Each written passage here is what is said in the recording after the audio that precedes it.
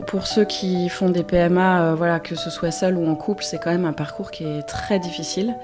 Les traitements, parfois tu as l'impression que tout s'aligne et puis après quand tu reçois le résultat et que c'est négatif, là c'est vraiment tu t'écroules quoi. Ça use psychologiquement et physiquement en fait. Ça a toujours été là. Je m'imaginais avec des enfants plus jeunes. Voilà, quand je m'imaginais adulte, je crois que je me suis dit déjà, de toute façon, au pire, si je rencontre personne, je le ferai toute seule. Mais malgré tout, moi, ce que je voulais, voilà, c'était rencontrer un homme que j'aime et faire des enfants avec, quoi. Où vraiment, c'est le phénomène classique de l'horloge biologique. Qu'est-ce qui est le plus important pour moi entre un homme que j'aime et un enfant? Si je devais choisir, j'ai choisi l'enfant, en fait. L'enfant, à partir du moment où on a vraiment envie d'en avoir un, ça peut avoir, ça joue tellement sur les relations amoureuses. En vrai, ce que je veux là maintenant, c'est être maman. Pour pouvoir le faire gratuitement, il fallait accepter de faire don d'une partie de ses ovocytes. Donc ça, moi, j'étais pas du tout à l'aise. Puis de toute façon, j'avais déjà passé là. Et je me suis très vite tournée vers l'Espagne parce que justement, les conditions en France, je les remplissais pas. Donc j'avais pas vraiment le choix. Pas mal de tentatives, beaucoup d'échecs, une fausse couche. Et mon fils est arrivé en 2020. Voilà.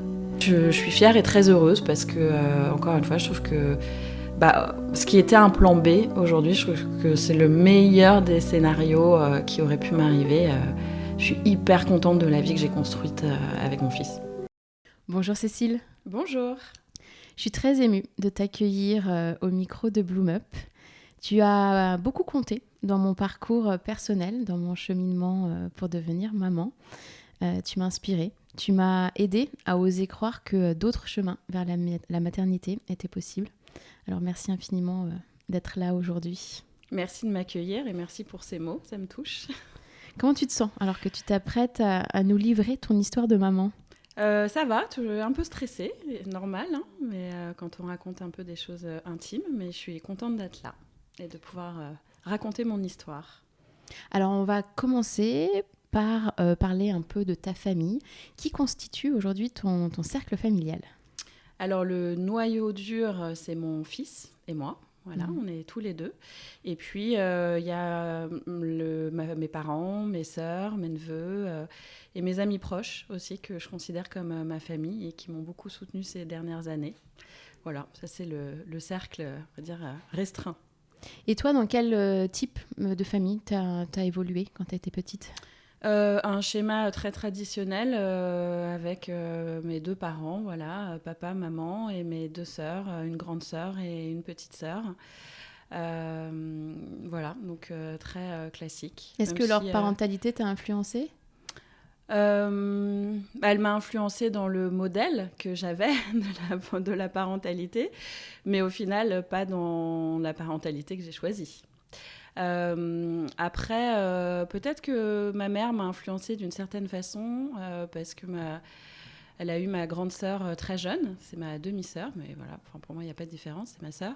Et voilà, elle m'a un peu influencée, je pense, sur le côté faut faire ce qu'on a envie, faut prendre ses propres décisions et peu importe le regard des autres. Et ça a beaucoup joué au moment de choisir la PMA solo. Et est-ce que tu as toujours voulu être maman ? Est-ce que c'est quelque chose que tu portes en toi depuis longtemps, ce désir, ou ça t'est venu progressivement au fil des ans ? Alors, je pense que ça a toujours été là. C'était quelque chose de très naturel pour moi. Je m'imaginais avec des enfants plus jeunes, quand je m'imaginais adulte. Mais je me suis retrouvée célibataire à 30 ans après une relation longue. Et j'ai eu quelques années de célibat après ça, beaucoup. Et à ce moment-là, j'ai pas mal questionné cette envie d'enfant, en fait. C'était plus du tout une évidence en permanence. Je pense que j'ai goûté à d'autres choses. Je me suis beaucoup impliquée dans mon boulot, j'ai beaucoup voyagé, je suis beaucoup sortie. J'ai profité de la vie parisienne à fond. Et il y a des moments où j'étais plus très sûre. Puis c'est revenu. Ouais, c'est revenu, je pense, avec l'âge, où vraiment c'est le phénomène classique de l'horloge biologique oui, qui m'a rattrapée. Tu te poses des questions en te disant j'y vais ou j'y vais jamais. Pas. Voilà. Ouais, c'est ça m'a rattrapée. Et qu'est-ce qui a finalement du coup déclenché à un moment donné cette envie vraiment de te lancer dans ce projet toute seule ? Alors ça a commencé par un process de préservation d'ovocytes. C'est une amie qui m'en avait parlé. Et je me suis dit, pourquoi pas, après tout, là je suis célibataire, je peux faire ça en attendant, comme ça me laisse des chances si jamais je veux me décider, si je rencontre quelqu'un plus tard. Et donc j'ai commencé par ça. Et je pense que ça a un peu accéléré les choses dans mon esprit, de voir que j'étais fertile, que voilà, tous les mois je produisais des ovocytes qui pouvaient être utilisés. Voilà, ça a fait l'effet inverse finalement, ça a un peu accéléré le processus. Et j'ai eu une relation amoureuse à peu près au moment où j'étais vraiment au milieu du process de conservation, et qui s'est terminée parce que cet homme ne voulait pas d'autres enfants, il en avait déjà. Et après ça, je me suis dit, en fait, ça sert à rien d'attendre, quoi. Je vais me lancer. Mais c'est vrai que je me souviens que justement, là, quand je me suis retrouvée célibataire vers la trentaine, je crois que je me suis dit déjà, de toute façon, au pire, si je rencontre personne, je le ferai toute seule. C'était déjà, je pense, quelque part. Alors, je sais pas d'où ça vient, en fait, parce qu'à l'époque, c'était pas si commun. Mais je l'ai toujours, pas toujours, mais à ce moment-là, c'était déjà une petite idée dans ma tête. Qui traînait dans ta tête, ouais. Et ce process de congélation d'ovocytes, au moment où tu l'as fait, c'était pas autorisé en France, on en parlait quand même peu, on en parle déjà toujours pas trop non plus. Au détour d'une conversation, certes, mais ce cheminement s'est fait rapidement dans ta tête, ou ça t'a pris du temps avant finalement de sauter le pas ? Ça a été assez rapide, oui. Ouais. Mon ami m'en avait parlé parce que c'était autorisé en France. Il venait de le passer, mais c'était encore le début. C'est-à-dire que pour pouvoir le faire gratuitement, il fallait accepter de faire don d'une partie de ses ovocytes. D'accord. Donc ça, moi, j'étais pas du tout à l'aise. Puis de toute façon, j'avais déjà passé l'âge. En gros, je crois que c'était jusqu'à 36 ans. Et à l'époque, j'en ai déjà 38. Oui, à partir du moment où on m'en a parlé et où je me suis renseignée, je me suis décidée assez vite. Et je me suis très vite tournée vers l'Espagne parce que justement, les conditions en France, je les remplissais pas. Donc, j'avais pas vraiment le choix. Et en allant sur Internet, en me renseignant un peu autour de moi, l'Espagne est apparue très vite comme la solution évidente. En fait, c'est hyper facile, c'était hyper organisé.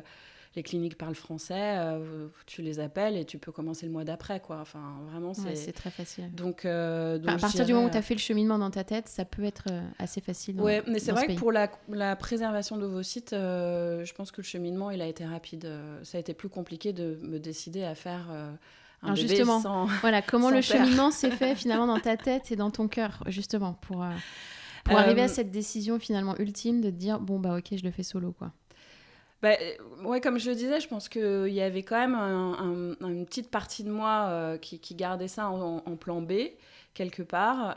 Mais malgré tout, moi, ce que je voulais, voilà, c'était rencontrer un homme que j'aime et faire des enfants avec, quoi.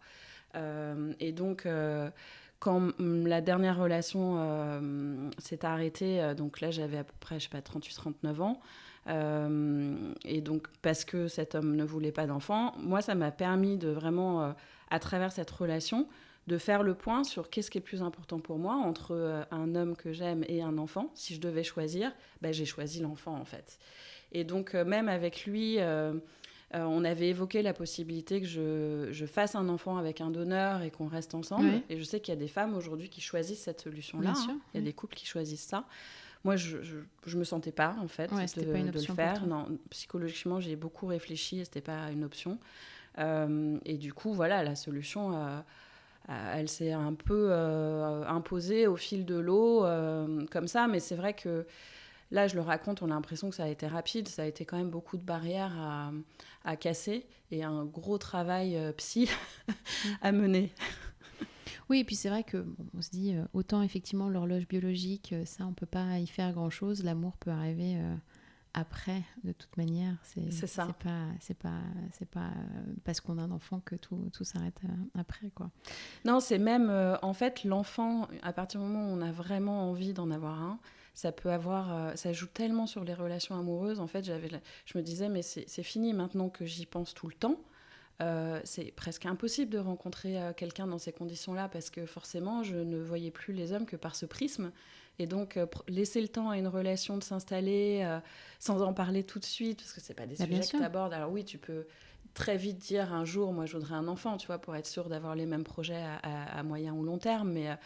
Mais je sentais que ça prenait le pas sur tout le reste, donc ça fausserait les relations que j'aurais pu avoir. Donc je me suis dit, en fait, non, c'est pas possible, je peux plus continuer comme ça. En vrai, ce que je veux là maintenant, c'est être maman.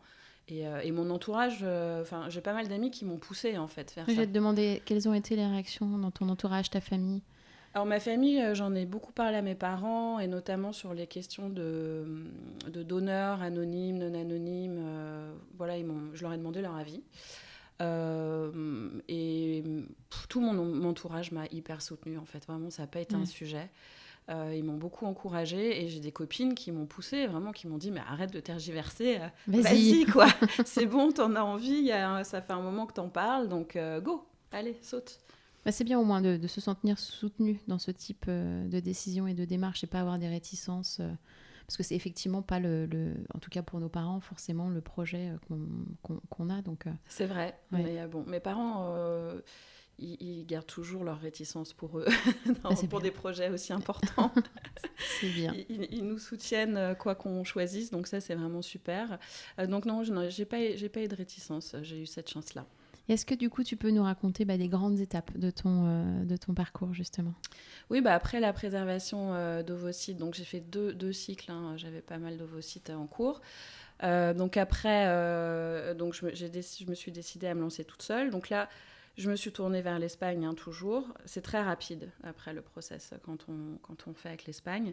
Mais j'ai voulu garder mon petit stock d'ovocytes pour plus tard, pour peut-être un deuxième avec quelqu'un. Donc j'avais quand même encore cette idée peut-être de qui reste, la famille, bien voilà. Sûr, Car la famille, c'est pas évident l'image d'Épinal. d'arrêter à partir du moment où c'était projeté. Enfin, c'est aussi faire un deuil sur l'image de la famille idéale qu'on pouvait avoir en tête, même s'il n'y en a pas et que toute famille peut exister, bien évidemment, mais c'est vrai que c'est pas évident quand on se lance dans ce genre de Non, mais démarche. c'est ça, c'est un deuil. Mais au final, oui, je me rends compte avec du recul que, tu vois, même une fois que j'avais pris la décision de faire une PMA toute seule, j'avais quand même Encore cette idée ça, de peut-être après, je rencontrerai quelqu'un et j'en ferai peut-être un deuxième. Donc, maintenant, c'est complètement passé, ça. Mais donc voilà, donc j'ai commencé une PMA et ça a été assez long, en fait, pour que ça fonctionne. Donc, j'ai eu 2 ans de parcours avec pas mal d'allers-retours en Espagne, pas mal de tentatives, beaucoup d'échecs, une fausse couche. Et mon fils est arrivé en 2020. Voilà. Et quelles ont été du coup les plus grandes finalement difficultés ou imprévus auxquels tu as dû faire face pendant cette période ? C'est les échecs. Ouais, c'est les échecs quand tu... pour ceux qui font des PMA, voilà, que ce soit seul ou en couple, c'est quand même un parcours qui est très difficile. Les traitements, Alors en plus, il fallait que je fasse les allers-retours en Espagne, donc tu as les dates au dernier moment, tu essayes de prévoir, mais en fait tu peux pas prévoir parce que tu sais jamais comment ton corps va réagir, ton cœur non ton plus cœur d'ailleurs. Aussi, ouais. Un beau lapsus. C'est ça, il faut que tu prennes des rendez-vous toujours en dernière minute pour les échos, aller faire des prises de sang, enfin c'est hyper stressant, et du coup c'est vraiment l'ascenseur émotionnel permanent, où parfois tu as l'impression que tout s'aligne, tu te dis là c'est bon, tu vois, j'ai le bon rendez-vous, puis je me sens bien, il fait beau là le jour du transfert et tout, tu vois, tu t'accroches à plein de signes, choses, ouais. ouais, Et puis après quand tu reçois le résultat et que c'est négatif, là c'est vraiment tu t'écroules quoi.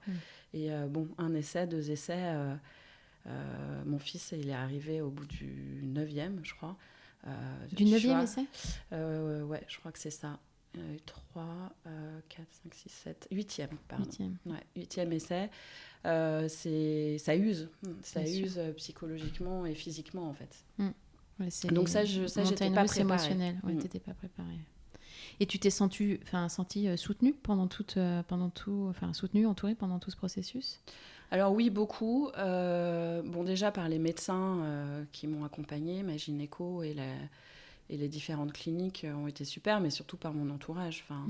Mes amis proches, pour le coup, il y avait toujours quelqu'un pour me ramasser après chaque résultat négatif et pour me relancer après. Ma famille aussi, mes parents, mes sœurs, ma tante qui est gynécologue.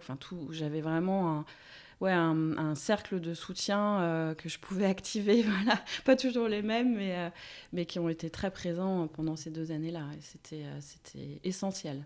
Franchement, je ne sais pas si j'aurais réussi sinon, quoi. On ne peut jamais savoir, mais ça a été vraiment une chance. Et quels sentiments t'ont traversé pendant toute cette période ? Sincèrement, il y avait beaucoup de désespoir, hein, mais plus j'avançais et plus j'étais sûre de vouloir que ce projet aboutisse. C'est-à-dire que s'il y a eu des questionnements avant, c'est vrai que je me suis posé plein de questions sur est-ce que c'est vraiment ce que je veux, est-ce que c'est trop égoïste de faire un enfant toute seule, qu'est-ce qui va advenir de cet enfant sans père, voilà, comment il va le vivre, etc. Donc avant, il y avait plein de questions. Puis une fois que j'étais lancée, là, il y avait un objectif, c'est que ça fonctionne, quoi. Donc c'était vraiment en mode on y va, avec des périodes difficiles où il fallait que je souffle un peu, mais j'y retournais quand même. Donc bon, et après c'est un peu mon caractère, quoi. Une fois qu'il y a un objectif, je lâche pas. Donc c'était une période difficile. J'en garde pas un super souvenir, mais pour autant, je pense que d'être passée par là, ça donne encore plus de valeur à ce que je vis aujourd'hui avec mon fils. Et puis ça m'a construite aussi, tu vois. Je pense que ça m'a changée. Bien sûr.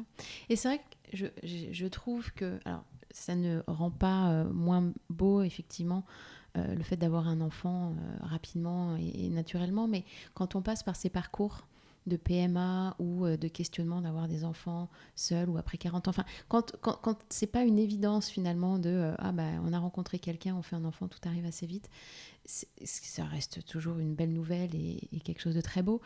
Mais c'est vrai que quand on passe par là, on a, comme tu dis, tous ces questionnements qui viennent finalement mettre à l'épreuve ce désir de vouloir un enfant. Donc, c'est quand même hyper long comme période, comme démarche. Et je trouve que voilà, ça titille, ça creuse ce questionnement qu'on peut vraiment en profondeur de est-ce qu'on en veut, on n'en veut pas, comme tu dis, est-ce que c'est égoïste ou pas. Et on a eu le temps d'y réfléchir, quoi. Ah oui, on a eu le temps. Et je pense aussi, tu vois, à ceux pour qui ça marche pas. Parce que du coup, pendant ces 2 ans, avant de me lancer, moi, je m'imaginais pas que ça ne pouvait pas marcher. C'est-à-dire que pour moi, le plus dur, c'était de prendre les décisions. Et puis voilà, après, tu te retrouves dans un parcours où en fait, tu comprends que non, les stats en fait, de réussite, elles sont pas si bonnes, tu vois. Genre, à 40 ans, on t'annonce... à une FIV, c'est 40% de réussite. Du coup, c'est 60% d'échec quand même. Il y a 2 manières de le voir. Et donc voilà, je me suis rendu compte que ça pouvait ne pas marcher. Et ça peut ne pas marcher. Il y a malheureusement... On connaît des gens pour qui ça n'a pas marché.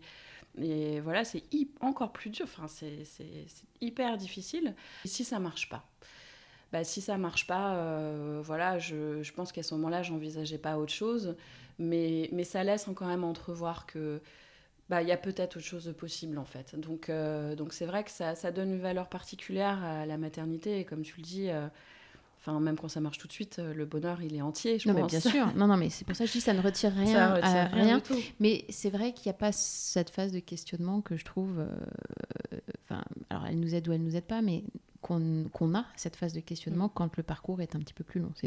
C'est vrai. C'est juste effectivement mon et cette phase ça t'oblige à réfléchir à quelque chose auquel tu n'aurais pas réfléchi si c'était effectivement arrivé rapidement. Oui, complètement. Et je pense qu'il y a beaucoup de couples qui ne se posent pas vraiment la question. Bien sûr, non, mais c'est pour ça. Donc c'est effectivement le propre. Alors peut-être que les jeunes générations se posent un peu plus la question maintenant, avec ce qui se passe. Avec toutes les crises qu'on a, bien sûr. Que ce soit écologique ou politique, mais la plupart des gens ne se posent pas la question. Donc effectivement, quand tu es un peu plus âgé ou quand tu le fais seul, là, ça peut être un sujet. Ouais. Et quand tu es allée en Espagne, les rendez-vous, tu as dû affronter ça toute seule ou tu as pu avoir un soutien avec toi Alors, en Espagne, je l'ai toujours fait toute seule, mais c'était OK. J'ai jamais demandé... je voulais pas demander à mon entourage de m'accompagner à chaque fois. Je trouvais ça un peu lourd, en fait. Et franchement, j'étais bien... j'aime bien être seule, moi. J'ai voyagé seule déjà. Je suis habituée. Donc j'aime bien passer du temps seule. Et donc c'était aussi une façon pour moi d'être assez focus sur le projet, en fait. Tu vois. Alors il y a des séjours où parfois je voyais des amis là-bas. Tu vois, à Madrid ou à Barcelone, j'avais une amie. Donc parfois je la voyais. C'était sympa. Il y a même une fois, j'ai rencontré une dame dans l'avion. On a dîné ensemble. Voilà. Mais sinon, j'étais seule. Mmh. Et donc, au bout de la 8e tentative, ça a enfin marché. Comment s'est ensuite déroulée ta grossesse? Alors, est-ce que ça a été un moment serein pour toi, traversé, où tu as eu des doutes encore? Non, la grossesse s'est hyper bien passée. Alors, les premiers mois étaient un peu stressants. J'avais fait une fausse couche, du coup, quelques mois avant. Et en début de grossesse, j'ai eu des saignements. Et du coup, j'étais hyper stressée que ça revienne. Tu t'es dit, oh mince, ouais. je vais refaire une fausse couche. Là, vraiment, l'enfer. Et heureusement, l'embryon s'est accroché. Et du coup... C'était des règles anniversaires ou non? Non, je crois que, à mon avis, c'était limite, quoi. Ouais. Ah oui. Et je suis allée faire une écho où le médecin, il a eu du mal à trouver l'embryon. Donc, il m'a dit, vous reposez là pendant 3 jours. D'accord. Vraiment, vous bougez plus. Grosse frayeur, quoi. Ouais, grosse frayeur. Donc, on va dire, le premier trimestre, j'étais pas hyper sereine. Et après, j'en ai vraiment profité. Non, franchement, je me sentais bien. J'étais au top. Je me sentais bien physiquement, bien moralement. J'étais hyper fière. Je montrais mon ventre. Je mettais des robes moulantes et tout. Non, c'était super. C'était super. Ça n'a même pas duré assez longtemps parce que j'ai accouché à 6 semaines, avec 6 semaines d'avance. Donc, j'aurais bien prolongé un peu. Cet état de grâce. Ouais, c'est ça. Alors, est-ce que tu peux nous raconter l'arrivée de ton fils dans ta vie? Qu'est-ce que tu as ressenti à sa naissance? C'était incroyable. Évidemment, voilà, comme on le raconte. Mais il est arrivé beaucoup plus vite que prévu. Donc, oui, apparemment, il était pressé lui aussi de te rencontrer. En fait, il y a une suspicion de... Enfin, j'ai commencé une pré-éclampsie et donc ils m'ont déclenché. Et après le déclenchement, ça a été très rapide. Donc l'hôpital m'avait dit « Oh non, mais c'est bon, vous avez peut-être 24 heures, 48 heures avant que ça agisse. » Et en fait... tu vois, dans la nuit, j'ai perdu les os et il est arrivé très vite. Non, c'était magique. Moi, j'avais beaucoup de peur. J'avais peur qu'il soit moche. J'avais peur de pas connecter. C'est vrai que avec ce donneur qui est là, sans être là dans l'histoire, ça... Avant de voir le bébé, bon, je pense qu'on se pose les mêmes questions quand on connaît le géniteur. Le géniteur, bien sûr. Mais c'est vrai on n'en a pas parlé, mais c'était un donneur anonyme. C'est ça. Mais oui, du coup, et c'était un choix de ta part de... Oui, c'était un choix. Je me sentais plus à l'aise avec ça. Parce que, bon, là, on peut aussi juger que c'est égoïste, hein, mais je me sentais pas... avec les donneurs semi-anonymes, en fait, l'enfant peut à 18 ans décider de rentrer en contact avec le géniteur. Et le géniteur a le choix de répondre ou pas. Et en fait, ce côté incertain, j'étais pas hyper à l'aise avec. Donc voilà. Et puis je me sentais pas... Il y en a aussi qui choisissent des cliniques où tu peux avoir des donneurs, où tu choisis carrément sur catalogue. Je me sentais pas à l'aise avec la démarche. Et franchement, je suis assez convaincue qu'il n'y a pas de bon ou mauvais choix. Je suis convaincue que, tu vois, que ce soit anonyme ou semi-anonyme ou non anonyme, tant que tu dis la vérité à ton enfant, ça va le faire en fait. Alors après, je ne suis pas à l'abri qu'il y ait des questionnements quand il sera plus grand et des questions auxquelles je ne pourrai pas répondre parce que je ne peux pas répondre à ces questions sur ses origines, par exemple. Mais je me suis dit, de toute façon, avec les progrès de l'ADN... tu vois, si vraiment il se pose des questions, dans 15 ans, on pourra peut-être faire des recherches ensemble. Donc oui, c'était un choix. Et donc la seule chose que tu as comme info en Espagne, c'est la couleur des yeux, des cheveux, de la peau et l'IMC. Voilà, ce qui n'est pas très utile. C'est juste qu'il n'est pas trop gros, mais c'est tout. Donc, quand tu l'as tenu dans tes bras, tous tes doutes sur le fait qu'il était peut-être moche se sont envolés. Complètement envolé. Effectivement, j'arrêtais pas de dire à la sage-femme, mais il est beau, j'avais peur qu'il soit moche. Elle me regardait un peu bizarrement. Non, j'ai trouvé trop beau et c'était génial, quoi. J'étais trop bien. C'était super. Voilà. Donc, même si l'accouchement, au final, je l'ai vécu quasiment seule parce que ça a été trop rapide et du coup, j'ai même pas eu le temps de prévenir ma mère pour qu'elle revienne et voilà, donc jusqu'au bout toute seule, quoi. Sans péridurale en plus, voilà. Ah oui. Ils me l'ont posé juste à la fin. Ouais, j'ai un peu été oubliée dans un coin. Ah mince, oui. Mais bon, tout s'est bien passé. Il était en bonne santé. Il était en bonne santé. Toi aussi. Et moi aussi. Ouais. Et voilà. Et après, c'était parti, quoi. Et alors, le retour à la maison, comment vous avez vécu tous les deux ces premiers jours, ces premiers mois Qu'est-ce que tu as vécu à ce moment-là? Alors là aussi, j'ai été entourée quand même, parce que je suis restée chez mes parents pendant 1 mois après la naissance. Mon fils était tout petit, hein, il était pas préma, mais presque. À la limite, il faisait 2,3 kg quand il est né. Donc en gros, c'était, du coup, il fallait que je le réveille, il fallait que je l'allaitais, mais il fallait que je tire mon lait tout le temps. Là, je me sentais pas. J'avais prévu de rester 1 semaine chez mes parents. En fait, je suis restée 1 mois parce que je me sentais pas du tout de rentrer dans ces conditions-là toute seule. Bien Donc sûr. c'était vraiment super de pouvoir rester avec eux. Ils géraient la logistique et moi j'étais full bébé, quoi. Et après, quand je suis rentrée chez moi, ça a été de courte durée, donc ça s'est très bien passé, mais derrière on a été confinés. Donc je suis retournée chez mes parents. Ah oui, c'était juste... Il est né juste avant le Covid. Donc, d'accord. Covid, paf, confinement. Et là, ma mère m'a dit, bon, tu ne restes pas dans ton appartement à Paris, tu viens parce que sinon ça va donc pas le faire. Donc tu as eu du relais, quoi. J'ai eu beaucoup de relais, j'ai surtout... eu la chance en fait de moi m'occuper pleinement de mon fils, d'être avec lui, de l'allaiter autant qu'il voulait et d'être aidée sur toute la logistique à côté, quoi. Ça c'est génial. Bien sûr. Incroyable. Et du coup, alors je voulais parler du retour au travail, mais du coup, t'es retournée avant le Covid au boulot ou du coup pas? Non. Juste après, j'avais pris 9 mois. D'accord. J'avais pris un petit congé parental derrière l'arrêt. Et donc mon fils avait 8 mois et demi quand j'ai repris le boulot. Donc, il était à la crèche. J'ai eu la chance d'avoir une place en crèche. Et voilà, donc moi, j'ai fait un gros break et je suis retournée au boulot. Donc, on devait être... on n'était plus confinés. Je sais plus, un gros break. Il y a eu d'autres... C'est pas non plus si long que ça. Enfin, pour la France, peut-être. Mais... Non, puis c'est pas vraiment un break. Voilà, exactement. Ça. Mais alors, du coup, comment tu as vécu ce retour au travail? Est-ce que c'était comme tu l'avais imaginé? Est-ce que ça s'est bien passé? Avec un petit bout de à peine 1 an, même pas encore. C'est vrai que c'est dur de laisser son enfant. Alors, j'ose même pas imaginer qu'ils le font à 2 mois et demi ou 3 mois. Ouais. Oh là là. Ça doit tellement être difficile. Moi, il était quand même plus grand, mais j'ai pleuré, comme tout le monde, quand je l'ai laissé à la crèche. Mais en fait, non, ça a roulé. Je crois que c'était le bon moment. J'étais contente de retrouver mes collègues, de refaire fonctionner un peu mon cerveau. J'avais un peu peur, bien accueillie. Hyper bien accueillie. Et vraiment, en plus, j'ai eu la chance d'avoir un manager qui était hyper soutien, à qui j'ai tout de suite exposé que je l'ai élevé seule, mon fils. Oui, tu t'es ouverte sur ça je lui ai expliqué parce que je lui ai dit, voilà, s'il y a un problème à la crèche, il n'y a que moi qui peux aller le chercher. S'il est malade, il n'y a que moi qui peux le garder. Donc tu as joué la transparence. Exactement, j'ai rassuré. Je dis, je suis hyper organisée, il y a une babysitter, mais il peut y avoir du sable... qui va venir... un grain de sable dans les rouages. Et du coup, il faudrait que je gère, quoi. Ouais.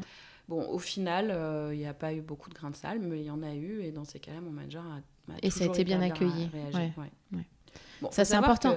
C'est comme un manager qui, quand il m'a embauchée, je lui ai annoncé quelques semaines après que j'étais enceinte et il a bien réagi. Donc, déjà... Bon, déjà, tu savais que... Non, mais c'est hyper important parce que c'est pas le cas partout. C'est pas le cas partout. Loin de là. Donc, tant mieux que tu n'aies pas eu en plus ce côté-là à gérer côté pro où tu te dis ça va être galère si j'ai un problème, je sais que ça va être compliqué. Donc, non, ça, c'est au moins...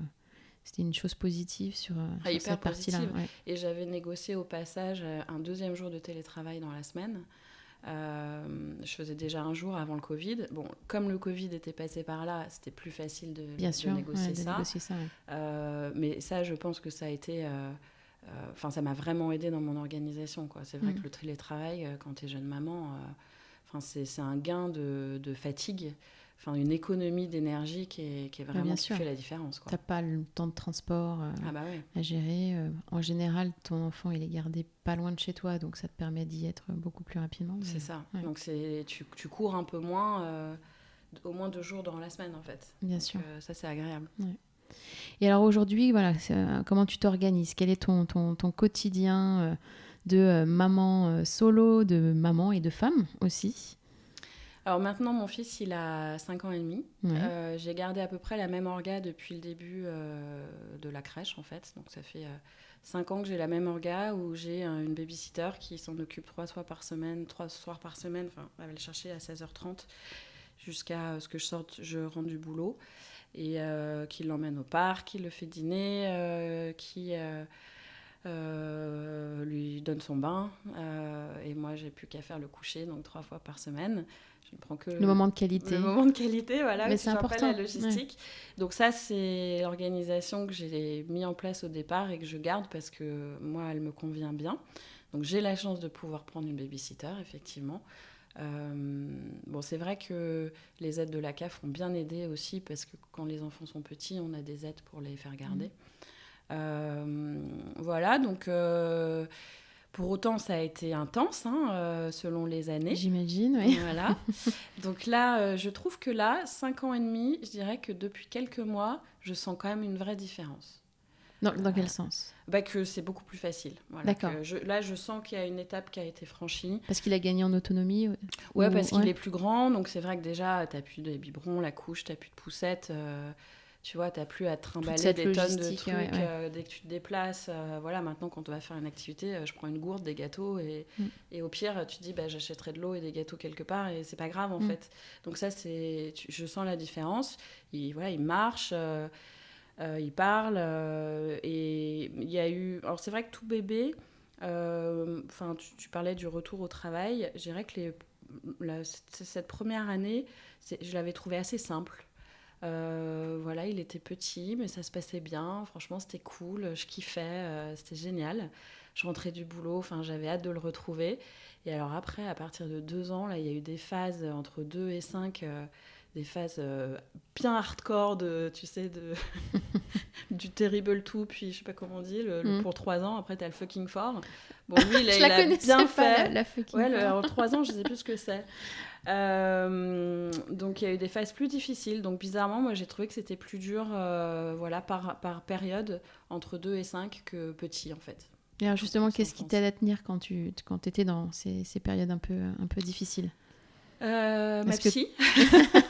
Voilà. Est-ce que justement, tu as des ressources, des rituels ou des soutiens extérieurs qui t'aident ? Parce que voilà, tu n'as personne, je veux dire, chez toi vers qui te tourner. Donc, Oui, d'ailleurs, c'est pour ça que j'ai pris une babysitter. C'est qu'effectivement, mais autant pendant les vacances, je passe beaucoup de temps chez mes parents, mais au quotidien, je n'ai personne de ma famille à côté de chez moi qui peut me relier. Oui, tu n'as pas de relais j'ai pas facile, de relais quoi. facile dans les 10 minutes, quoi. Ou même pour la soirée. Donc c'est pour ça que je m'appuie sur des babysitters. Donc j'ai la chance de pouvoir le financer. Mais il y en a d'autres qui s'appuient sur la famille et qui n'ont pas besoin d'avoir recours à des babysitters. Bien sûr, ouais. Donc oui, ma psy, c'est vraiment une personne ressource.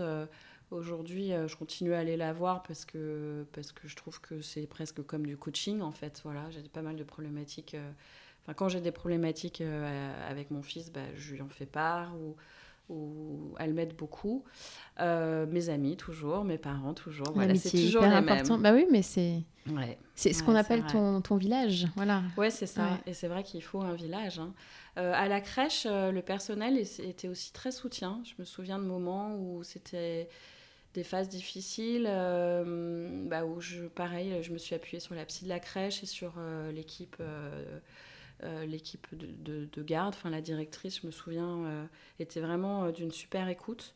Avec l'école, c'est un peu plus... C'est différent quand même. Je trouve qu'il y a moins ce côté cocooning des parents. Oui, le lien est plus distant, c'est ça ? Le lien est plus distant. On sent que les parents, on est censé faire ce qu'il faut, amener le gamin à l'heure. Et voilà, nos problématiques à nous ne comptent plus.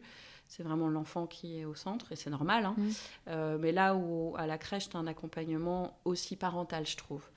Donc oui, j'ai pas mal de soutien. Et là encore, s'il n'y avait pas mes parents et mes amis proches, ce serait compliqué. Il y a toujours quelqu'un pour me consoler. Mes sœurs, très présentes. Et est-ce que tu arrives à te ménager du temps rien qu'à toi, voilà, pour préserver ton équilibre?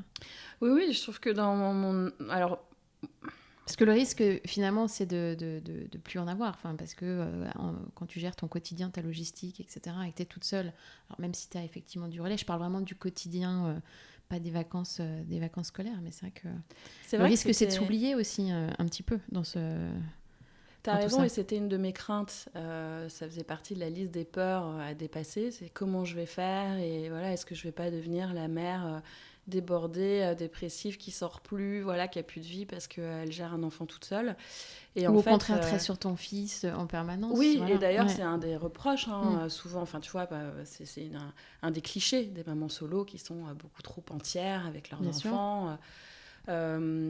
Franchement, je trouve que j'arrive à avoir un bon équilibre, et moi j'ai besoin d'avoir une vie sociale, j'ai besoin de sortir et d'avoir du temps pour moi, donc ça je l'ai mis en place dès la crèche. Alors avant il y avait les confinements, donc c'était pas vraiment un sujet, de toute façon personne ne pouvait sortir, voilà.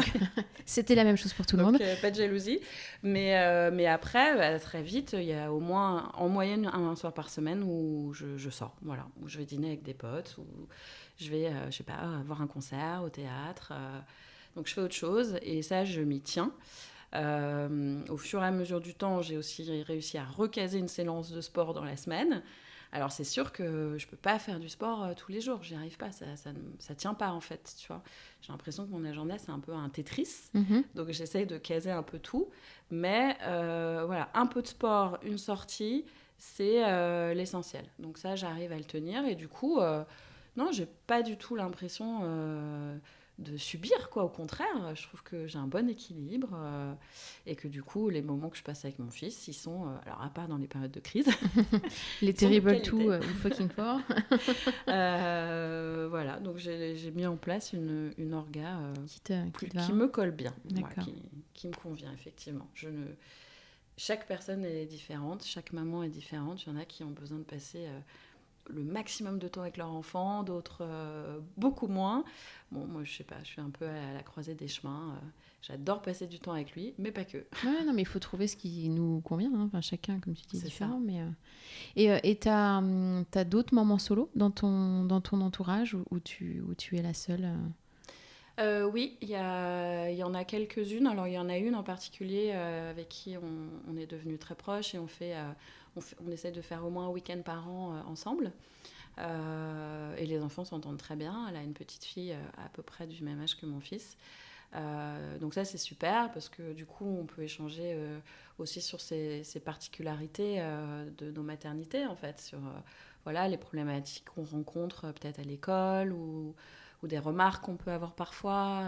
T'en as entendu beaucoup des remarques ? Non, pas beaucoup, mais quand même. Parfois, ouais, il y en a, ouais. Ouais. De quoi, d'autres parents Non, pas d'autres parents. Par exemple, à l'école, personne ne s'est jamais permis de me dire quoi que ce soit, ou même la plupart des gens n'osent pas poser la question, sont très respectueux, tu vois, de l'intimité. Non, c'est plus des gens, parfois, que tu vas croiser dans un bus, dans la rue, surtout quand il était petit, parce que mon fils, il est très maître de peau. Et quand il était petit, les gens souvent me demandaient « Ah, mais il est métis, et le père, il vient d'où ?» Et t'es là, ouais, j'étais pas prête là, pour ce genre de questions, en fait. Et maintenant qu'il est grand, parfois les gens lui demandent « Et ton papa, du coup, il vient d'où Et ton papa, il est où ?» Bon, heureusement, il répond, et juste « J'ai pas de papa. » En général, ça cloue le bec à la personne en face. Et il le dit en plus sans aucun problème, sans aucun trait de tristesse. Mais effectivement, il y a des gens parfois qui sont un peu intrusifs. Et justement, est-ce que ton fils, il commence à te poser des questions sur votre histoire familiale ? Alors très peu. Moi, je lui ai... Il est encore jeune, mais bon, il pourrait très bien en poser. Ouais. Mais je lui en ai parlé tout de suite. Alors j'en ai parlé quand il était tout bébé, dès la maternité.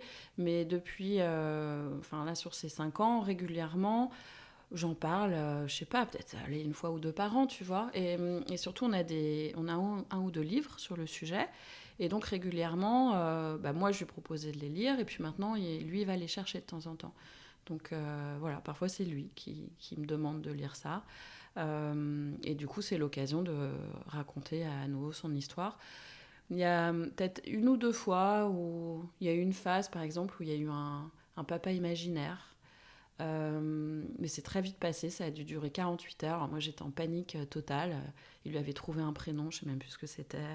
Je commençais à m'inquiéter et tout. Il l'a refait quelques mois après, je crois, le papa imaginaire. Ma sœur l'a gardé, elle me dit « Ah bah oui, là, au fait, il y a un papa imaginaire. » Bon. Mais en fait, ça passe très vite. Il y a une fois où il m'a fait la remarque de « J'aimerais bien avoir un papa. » Et je dis « Ah bon, mais pourquoi ?» Et en fait, c'était pour être comme ses copains. J'aimerais bien avoir un papa comme mes copains. Ouais. Exactement. Mais c'était vraiment sans tristesse, quoi. C'est vraiment limite comme j'aimerais bien avoir un chien, tu vois. Donc, bon, à chaque fois, ça décontenance un peu. Parce que je crois que tu imagines des types de questions et en fait, ça arrive jamais comme tu t'y prépares. Toi, le père imaginaire, je m'y étais pas vraiment préparée. Mais non, jusqu'ici, ça se passe très bien. Mais à côté de ça, il a un ami imaginaire, par contre, qui est très présent depuis des mois. Oui, ça, voilà. Beaucoup d'enfants l'ont. Donc, ça fait dédramatiser aussi un petit peu sur le sujet. Non, bien sûr. Mais du coup, qu'est-ce que tu as décidé de lui dire sur son histoire ? Alors, je lui ai dit la vérité, mais avec des mots d'enfant, avec des mots d'enfant, voilà, pour que ce soit facile pour lui à comprendre. Mais je lui ai dit que maman, elle avait très envie d'avoir un bébé et qu'elle n'avait pas d'amoureux à ce moment-là. Et donc, elle est allée voir un docteur. Je crois que la partie de l'amoureux, maintenant, j'en parle même plus d'ailleurs. Donc, je suis allée voir un docteur qui a dans sa clinique un grand frigo avec un code comme ça. Tu fais bip, bip, bip, bip, et puis après, tu ouvres et dedans, il y a des graines magiques. Et donc, le docteur, il a mis des graines magiques dans le ventre de maman et ça a donné un magnifique bébé. D'accord. Et quelles sont les valeurs que tu aimerais bien lui transmettre ? C'est pas facile, ça, comme question. Je dirais le féminisme déjà, parce que je m'estime féministe. Je pense que dans ma démarche, c'est quelque chose de profondément féministe quand même, de faire quelque chose d'aussi indépendante. Et le respect des femmes et plus globalement le respect de l'autre. Ça, j'essaye vraiment de lui inculquer. L'ouverture d'esprit aussi. Et l'écologie. Parce que c'est quelque chose de très important pour moi maintenant. Donc c'est une valeur, l'écologie, que j'essaye de lui transmettre. Et qu'est-ce qui te rend le plus fier dans le duo que vous formez tous les deux et dans ce que vous vivez ensemble ? Ce qui me rend le plus fier, c'est de le voir heureux, en fait. C'est de le voir épanoui. Et c'est vrai que dans les moments de doute, où j'ai l'impression de mal faire, où je me dis, voilà, je suis pas une assez bonne maman, je crie trop, je suis trop stressée... au final, je le regarde et je me dis, bon, il a l'air de plutôt aller bien quand même. C'est un enfant qui est très gai, qui est très dynamique, qui est toujours en train de rigoler, parler à tout le monde, animer un peu. Il est très leader. Et donc, de le voir évoluer comme ça et de le voir si heureux et épanoui, c'est une vraie fierté, en fait. Je me dis, bon... je fais pas si mal que ça, a priori. Bien sûr. Et tu t'es posé un peu la question, à un moment donné, justement, de cette figure masculine, est-ce qu'elle allait manquer ou pas dans la vie ? Enfin, c'est des questions que les gens d'extérieur peuvent se poser quand on décide de faire un enfant seul. C'est est-ce que l'enfant souffrira ou pas de cette présence masculine Oui, bien sûr. Ouais. Non, mais c'est des questions que je me suis posées. Mais par contre, je cherche pas à forcer. Alors, c'est vrai je sais qu'il y a des mamans solo qui comptent beaucoup sur les parrains ou sur des tontons proches pour donner cette figure masculine à l'enfant. Moi, j'ai rien programmé de tout ça. Enfin, il a un parrain, il a des amis proches, il a des tontons. Je pense qu'aujourd'hui, la figure masculine qui compte le plus pour lui, c'est son grand-père. Parce que du coup, il a passé énormément de temps avec mes parents et que, on sent qu'ils ont tous les deux une grosse influence et une complicité. Et une complicité, Donc, on sent que quand mon père lui dit quelque chose, il écoute. Il écoute, il en a un petit peu peur. Mais je le ressens aussi parfois avec des amis. Tu vois, par exemple, les conjoints de certaines de mes copines quand il lui parle ou quand il hausse le ton, on sent aussi là qu'il écoute. Donc je l'ai pas programmé. Je sais pas. En tout cas, aujourd'hui, je me dis pas, oh là là, il va en souffrir et du coup, il faut absolument que je comble ce vide-là. Ça se fait pas comme ça. Je le fais très naturellement, comme ça, avec mon entourage et voilà. Et parfois, il y a des connexions qui se font ou pas. Mais je l'ai pas organisé, non. Quel regard tu poses sur ton parcours maintenant ? Aujourd'hui, j'arrive à en être fière. Tu peux. Ouais, merci. Là où longtemps, avant d'avoir mon fils, pendant toute la période d'échec justement de PMA, ou même avant, quand j'étais en questionnement, je me disais que j'étais un peu le mouton noir, tu vois, de ne pas avoir réussi à trouver la bonne personne, de ne pas avoir réussi à faire un enfant avec un homme. Je le vivais vraiment comme un échec. Et en fait, ça a été une révélation de devenir maman solo, c'est que je trouve que ça me va hyper bien. Je me suis découverte, je pense, beaucoup plus indépendante que je ne pensais l'être. Et aujourd'hui, aujourd'hui, je suis très bien comme ça, en fait. Donc je suis fière de ça. Et merci de me donner la parole parce que voilà, si je me dis si ça peut influencer certaines, je trouve ça super. Voilà, si ça peut en motiver, moi... En inspirer. Merci. Mais ouais, je suis fière et très heureuse parce que, encore une fois, je trouve que ce qui était un plan B aujourd'hui, je trouve que c'est le meilleur des scénarios qui aurait pu m'arriver. Je suis hyper contente de la vie que j'ai construite avec mon fils. Et si tu devais briser un tabou justement ou un mythe sur la maternité solo, quel serait-il ? Alors je dirais qu'il y en a deux là qui me viennent à l'esprit. Il y a le côté justement les mamans solo, elles sont un peu dépassées et complètement 300% avec leur gamin, tu vois, complètement dépendantes. Non, pas du tout en fait, tu vois. Moi je pense que justement avec d'autres mamans solo que je peux connaître, non, on continue à vivre, à avoir une vie en dehors de nos enfants et on n'est pas... et puis on prend soin de nous, tu vois, on n'est pas complètement dépassé, on ne s'est pas oublié, c'est pas du tout ça. Et puis le deuxième cliché, je me souviens une fois, il y a un médecin, un kiné, je lui racontais que j'avais fait un bébé toute seule, et il me disait, bon, mais vous avez rien contre les hommes ? Et donc ça, je pense que c'est un cliché que certains osent mettre en mots, mais sans doute qui est dans l'esprit de plein d'autres, finalement, quand une femme fait un enfant toute seule, c'est qu'elle est... elle est contre les hommes. Contre les hommes, tu vois. C'est un vrai choix, genre anti-homme. Alors que pas du tout. Non, pas pour tout. Pas pour tout le monde. Alors peut-être pour certaines, mais en tout cas... Peut-être, ça, j'en sais rien, mais en tout cas pas pour moi. Ouais. Donc, et en tout cas, je pense pour beaucoup de femmes, c'est bien pas sûr, le cas. Bien sûr. Alors, on a pu être déçus et on a décidé de faire sans parce que... Non, ou c'est l'histoire de la vie, enfin. C'est l'histoire, voilà. C'est une question de timing. L'homme de ta vie, tu le rencontreras sûrement ou peut-être dans les années à venir. Là, c'était à un moment donné ou pas. Non, mais je veux dire, on verra, mais ça s'est pas présenté au moment où voilà, tu voulais avoir un enfant. Tu pouvais aussi, parce qu'à un moment donné, pour les femmes, c'est pas une chance qu'on a. C'est vrai. Comme les hommes, c'est l'injustice biologique, mais les hommes, ils peuvent en faire très très tard. Nous, à un moment donné, on peut plus, quoi. Oui, c'est vrai. Ça, c'est très injuste. Ouais. C'est très injuste, mais c'est juste une réalité avec laquelle on doit... Je suis d'accord avec toi, c'est hyper injuste, mais on doit juste composer avec ça. Donc, c'est très injuste et je pense que... je me souviens quand j'ai connu les échecs de PMA, j'en ai beaucoup voulu à ce moment-là à la société et aux médias de nous laisser croire que c'était facile d'avoir un enfant tard. Oui. Et c'est vrai qu'en plus, il y a beaucoup de com', tu vois, sur genre les actrices, les chanteuses qui ont des bébés tard, genre à 45, 48 ans. Et du coup, t'imagines pas que peut-être ça a été la galère pour elles. Tu te dis, c'est possible en fait. Et donc, t'oublies que ça peut être compliqué. Et quand tu te réveilles, genre, je sais pas, à presque 40 ans, et que les médecins te disent, en fait, là, votre fertilité, elle a vachement chuté. Je dis, ah merde, mais personne me l'a dit en fait. Bien sûr. Ouais. Personne me l'a dit. Et quand j'ai vu les courbes, je me souviens, les courbes sur le site de la clinique où tu vois qu'après 35 ans, ça chute, mais vraiment de manière vertigineuse, quoi. Vraiment, moi, je suis tombée de ma chaise. Alors, c'est peut-être naïf, tu vois, parce que les petites mamies te diront, quand même, ma chérie, tu sais bien, tu vois, faut pas attendre. Mais je pense qu'on nous vend autre chose aujourd'hui. On nous vend autre chose. pareil, le mythe de la réussite professionnelle, etc., des femmes, Wonder Woman ou voilà, comment on dit, la Wonder Boss. Enfin bon, bref, Ouais, je ne sais ça. pas le terme, mais on a compris l'idée de on peut s'accomplir dans sa carrière professionnelle, mompreneur, exactement.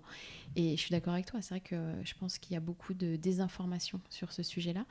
Et on a beau être quand même très bien suivi en France sur ces questions, on a des rendez-vous gynéco, enfin en tout cas on peut en prendre régulièrement, etc. Enfin, contrairement à d'autres pays où ils n'ont pas effectivement cette chance et ce suivi, à aucun moment, enfin je parle pour moi, mais je sais que c'est le cas pour beaucoup de personnes, on aborde ce sujet. Enfin, quand tu as 25, 30 ans, 35, enfin, on te l'aborde limite quand c'est trop tard, en disant, en plus avec des réflexions qui peuvent être des fois un peu désagréables, genre faut s'y mettre. Oui, c'est ça. Mais c'est un peu maintenant ou jamais. Oui, voilà. Un truc toujours très agréable à prendre en pleine tête quand voilà. Mais ce que je veux dire, c'est que il n'y a pas d'information au moment où au final on pourrait faire quelque chose. Je trouve qu'on ne nous sensibilise pas assez. Donc oui, effectivement, on se doute bien que le corps des femmes, ça marche mieux quand on est plus jeune, d'accord. Mais tu te dis peut-être inconsciemment que tu as le temps parce qu'on ne te le dit pas. On aurait cette info un peu avant, peut-être des choses qui seraient faites différemment. Enfin, tu vois, ou en tout cas, tu aurais suffisamment d'informations pour choisir. Après, tu fais ce que tu veux. Mais voilà, c'est des réflexions que je me dis... Comme tu te dis, on s'en doute, on n'est pas naïve. On sait que plus l'âge avance et plus c'est compliqué. Mais c'est comme je disais tout à l'heure, la PMA, ça ne marche pas à tous les coups. Tu vois, ça c'est pareil. T'en as pas vraiment conscience. Donc, le fait que ça chute autant après 35 ans... On te le dit pas, on te propose jamais un bilan de fertilité de manière proactive. C'est-à-dire que si toi tu te renseignes, la gynéco elle va te donner ce qu'il faut comme examen. Mais on devrait te le proposer en fait. Complètement.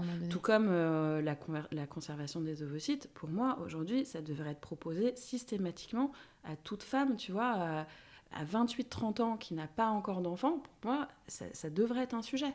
Tu vois, aux États-Unis, et pourtant c'est pas pris en charge, elles le font hyper facilement et très très jeunes, même autour de la trentaine, même un peu avant. La question est déjà posée, alors que chez nous c'est pas le pas le cas. Du tout. Alors c'est clair que le tabou s'est un peu levé et je trouve qu'on en parle plus que quand moi je l'ai fait. Mais moi, à toutes les femmes plus jeunes que j'ai dans mon entourage, je leur ai dit mais allez-y quoi. Ouais. Congelez vos ovocytes parce que sinon vous risquez de tomber de haut. Et je pense que ça peut aussi accélérer les questionnements, tu vois, les décisions. Mais en tout cas, les bilans, il faut les faire, quoi. Donc, c'est vrai que là-dessus, je trouve que on n'est pas assez sensibilisé. Sensibilisé, informé. Et même si tu es dans une trajectoire en couple, je veux dire, tu peux. On voit que la fertilité baisse, on voit que les gens se mettent aussi en couple plus tard. Donc, même quand tu as ce schéma un peu plus traditionnel, c'est pas pour autant que ça marche tout de suite, c'est pas pour autant que les gens font des enfants tout de suite. Donc, ça veut bien dire qu'il manque un maillon au niveau de l'information. Enfin, ça, c'est un peu ce que je pense. Ouais. Bon, tout comme on nous dit pas trop, ce que tu disais, que. On nous vend un peu que tu peux tout cocher en tant que mère aujourd'hui, avoir une carrière, prendre soin de toi, t'occuper pleinement de ton bébé, alors qu'en vrai c'est dur de réussir à tout faire. Dur. Donc il y en a qui arrivent à être CEO, qui ont 5 gamins, bon je sais pas comment elles font, mais... elles ont de l'aide je pense. Oui je pense, sans doute un peu plus que nous. C'est-à-dire que... mais... c'est sûr que Beyoncé doit avoir quelques nounous, mais... Non mais en fait, c'est juste une réalité, c'est-à-dire qu'avoir un enfant, ça change la vie, tout ce que tu veux, mais il faut s'en occuper, enfin je veux dire. Donc il y a un moment donné, et plus t'en as, plus la gestion du quotidien est effectivement lourde, donc t'as forcément besoin d'un relais à un moment donné. Alors, soit tu t'arrêtes de travailler, soit tu as du relais pour une fois qu'ils sont sortis de l'école, ou alors il faut que tu puisses arrêter ton travail suffisamment tôt pour que tu puisses t'en occuper. Enfin, je veux dire, c'est juste une question de logistique, en tout cas de nos jours, pour arriver à jongler et à faire tout ça. Donc, si en plus tu veux faire effectivement une super carrière, etc., il n'y a pas de miracle. Hein, ouais, ça c'est sûr. Alors, moi je pense que j'arrive quand même à être impliquée dans mon job et j'ai des projets hyper intéressants. J'ai de la chance de ce côté-là. Malgré tout, quand tu t'occupes seule d'un enfant, et je pense que c'est pareil même quand tu es en couple, si tu as le maximum de la charge dans le couple, de la charge mentale, y a des choses que... c'est difficile d'accéder à un certain niveau de poste, tu vois, par exemple. Bien sûr. Moi, je suis obligée parfois de refuser des réunions à 8h ou à 10, tu vois. Alors, c'est très rare dans ma boîte, heureusement, mais parfois, il faut que je dise non. Et tu es obligée de l'expliquer, tu vois. Et ça, tu sens bien, en fait, qu'à un certain niveau, tu peux pas vraiment te permettre de faire ça. Donc ça, c'est peut-être... Enfin, je veux même pas dire que c'est une frustration parce que moi, je m'en fous et que... Enfin, l'important, c'est aujourd'hui mon équipe de vie et mon fils. Mais c'est une réalité. Non, mais c'est pas ton choix actuellement, mais si ça l'était, Ce il serait y, y a une difficile. équation qui est quand même compliquée à résoudre. Voilà, Ouais. c'est ça le point, il est là parce que, j'en parlais encore ce matin, la société et l'organisation du travail dans une entreprise ne le permet pas, où il n'y a pas d'aménagement en fait possible, ou c'est tout simplement pas reconnu, quoi. Tout ça, Oui, c'est voilà, ça. C'est pas la norme. c'est pas la norme, voilà. Donc si un jour on veut arriver à faire tout ça, et c'est là où on se dit qu'il y a un peu un mensonge, c'est-à-dire qu'on nous fait croire qu'on peut avoir de super carrières, avancer, etc. C'est ce qu'on nous vend. Et à partir du moment où il y a ce désir de maternité, si on a effectivement enchaîné, voilà, des études, une carrière, etc., ça peut arriver trop tard, ou du coup le parcours sera compliqué. Si tu l'as finalement trop tôt, peut-être que ça peut te mettre un peu des bâtons dans les roues pour progresser. Enfin bon, il y a effectivement pas mal de choses qui rentrent en compte, mais il y a effectivement, je trouve, entre ce qu'on se projette et la réalité, encore un petit gap à combler. Ouais. Ah oui, il y a encore un peu de travail. Un petit peu de travail, ouais. Qu'est-ce que tu aimerais dire aux femmes qui hésitent à franchir ce pas, qui ont peur de se lancer seules dans ce projet de maternité ? Moi, je dirais allez-y. Allez-y parce que c'est vraiment une superbe expérience. Ça mérite réflexion. C'est sûr que voilà, c'est pas facile tous les jours. Je vais pas mentir. Mais moi, je trouve ça extraordinaire. Donc voilà, faut se poser des bonnes questions, faut s'organiser, faut mettre des choses en place. Parce que ça bouleverse le quotidien. Mais je trouve ça génial. Et après, je dirais surtout aux femmes qui ne savent pas encore, congelez vos ovocytes. Qui ne sont pas encore très sûres d'elles, allez vitrifier vos ovocytes. Surtout Laissez-vous maintenant, cette option. C'est pris en charge en France. Mais... Qu'est-ce que la parentalité t'a appris sur toi, même indirectement ? Que ma patience a des limites. Je sais pas. Remarque, j'ai repoussé la limite de ma patience, je pense, avec un enfant.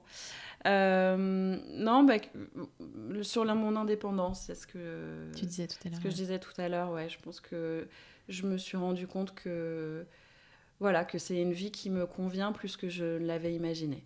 Et ouais, je dirais que c'est ça. La plus belle surprise de cette maternité solo, c'est qu'en fait, je suis hyper à l'aise avec cette vie-là. En tant que maman, qu'est-ce qui est important à ton équilibre et qu'est-ce que tu mets en place au quotidien pour le préserver ? Ce qui est important, c'est de réussir à avoir du temps pour moi.